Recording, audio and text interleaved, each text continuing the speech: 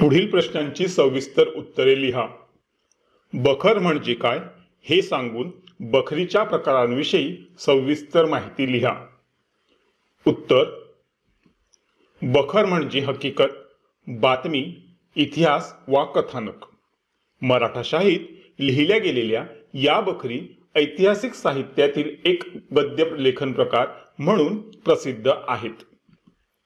बखरींचे चरित्रात्मक बखर, प्रसंगवर्णनात्मक बखर, आत्मचरित्रपर वा वंशानुचरित्रात्मक बखर, पौराणिक बखर, राजनीतिपर बखर असे अनेक प्रकार आहेत।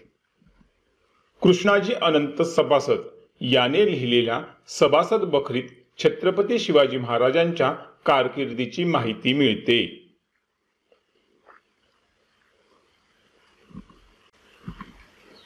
भाऊसाहेबांची बखर या बखरीतून पानिपतच्या तिसऱ्या लढाईचे वर्णन वाचायला मिळते। पानिपतची बखर अशी एक स्वतंत्र बखर ही पानिपतच्या लढाईवर लिहिली गेली आहे।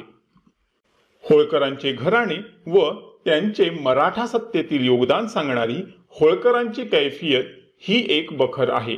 अशा रीतीने शूरवीरांच्या पराक्रमांवर, लढायांवर लिहिलेल्या अनेक बखरी ऐतिहासिक साहित्यात आढळून येतात।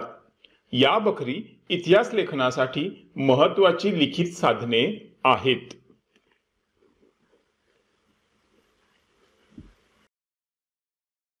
इथे आपला हा व्हिडिओ कंप्लीट झालेला आहे।